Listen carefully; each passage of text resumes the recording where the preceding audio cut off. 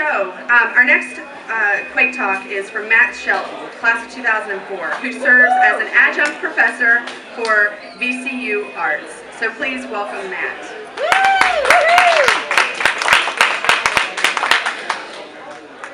Hi everybody.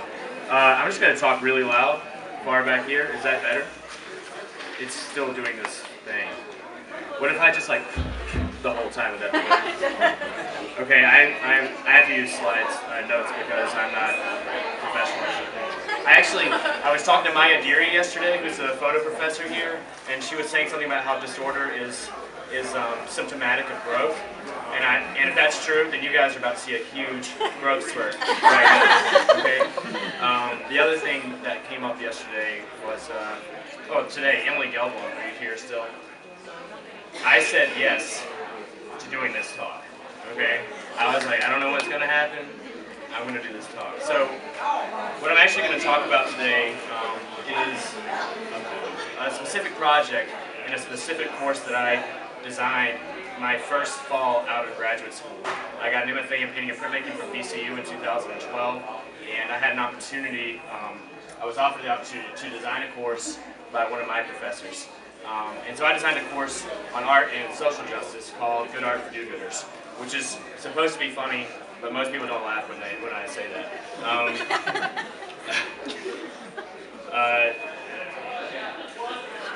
So in this class, for instance, we would do things like I would make assignments like make a functional work of art.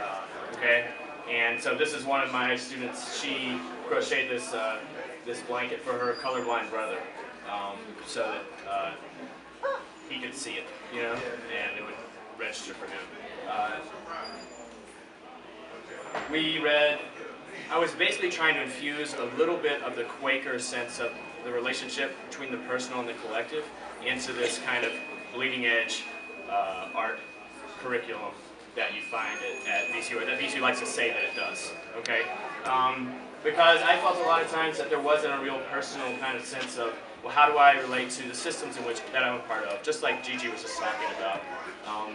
How am I a participant, unknowingly or knowingly, in systems of oppression, but also just systems of representation that aren't really what I believe in? And how can I use my knowledge to and experience, a lot of which is grounded in my Guilford experience, to kind of aerate their brains to that. So why don't we go to the next slide? So this is a screenshot of an action that happened that my students did on November 10th, 2012 at the Virginia State Capitol. This was in response to a prompt from me that they design a monument for the state capitol grounds that was a monument to Virginia's women. And that was specifically in response to an open call for proposals that I found online. The open call went from 2010 to 2012. I think they had a hard time getting people to actually make proposals. So I think we can go to the next slide. I'll say more about what that action really was.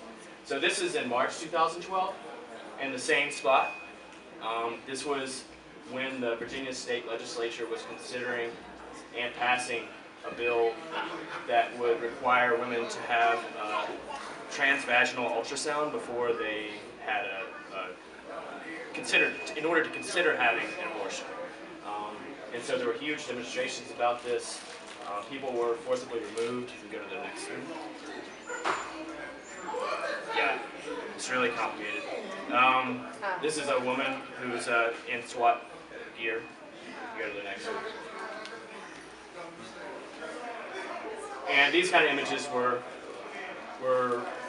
all over Richmond at the time. And a lot of my students have actually been involved in some of this activity, and were participants and organizers in this, or not a lot, but a few. One of the interesting things about the class is that while it was interdisciplinary, at VCU Arts, that means interdisciplinary within the visual arts, which was like a total bummer to me as a person who really wanted to get some gender and sexuality studies students in my class, or some JPS studies students in my class, or even some philosophers or anything like that. Can you guys hear me okay? This is like actually, how do I do it? more howling wind. Okay. So I actually had students. I had a student who that quote you saw at the beginning, Lily Un. She was the daughter of a Methodist preacher and second-generation Korean American. And then I had students like Ira Birch, who was a genderqueer activist who was at times homeless but still going to school. And she actually, I had to fight for her to stay in the class because at the beginning of class she was like, I don't want to be in this. It's just going to be a bunch of bullcrap. And I was like, I need you to stay in here because of that, you know. So I felt very much like a politician. So let's go to the next one. So Virginia, Richmond in particular is famous for its monuments. If any of you guys have been down Monument Avenue, there's just like monument after monument of Confederate generals and heroes and things like that. So we did some classes out there and we talked a lot about the language of the monument and how it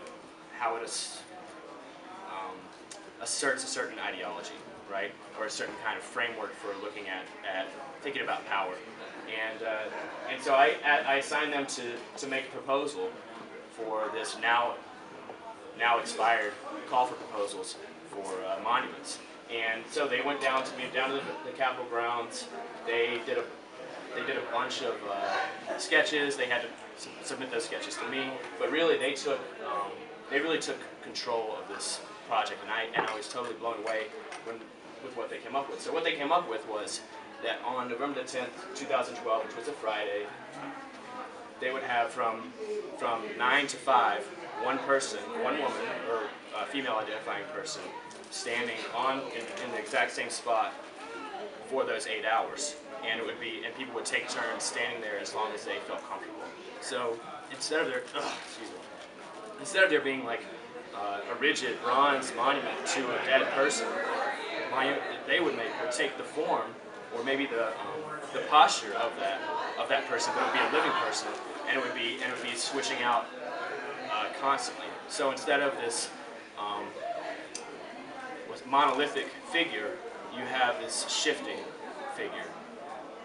This is Milgo Giannis, who is she's first-generation American. Her mother is British Ukrainian, and her father is Rwandan. She's a graphic designer who had not really thought about the ramifications of those different identities or those different histories in terms of her own experience until we started taking this class. You can go to the next one. I don't know who this is. I don't know who that is. And this is the last person, which would have been, I think, around 7 p.m.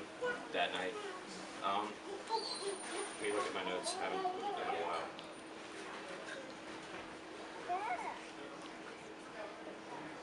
So we basically spent the whole semester, the background for this project was us spending the whole semester asking, why are you in a class about activism in the art building? Like, what brought you to this place? And then I spent the whole semester asking myself that, like, what am I doing? Why am I doing this? And it ended up being just like a 16-week kind of dialogue about the role of the artist in society. Yesterday we had this really powerful day of the Alumni Art Day, and we made this great sculpture that will hopefully be back up soon in front of the library for 3 hours. And we talked a lot. We did studio visits, and we talked a lot about what the Guilford Art Education offers to anyone. And I talked a lot about my sense that being at Guilford was like this kind of like very nurturing place where I had intimate relationships with my professors in the art department, but I also had, some of my greatest teachers were professors that I never had, okay?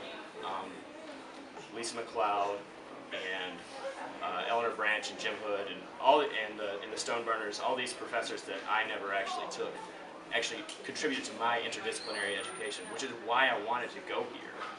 It's why I did not go to art school, so that I could also consider being a philosopher, consider being a psychologist, consider being an English major, and then reap the benefits of those things without having to be accountable for those things at all.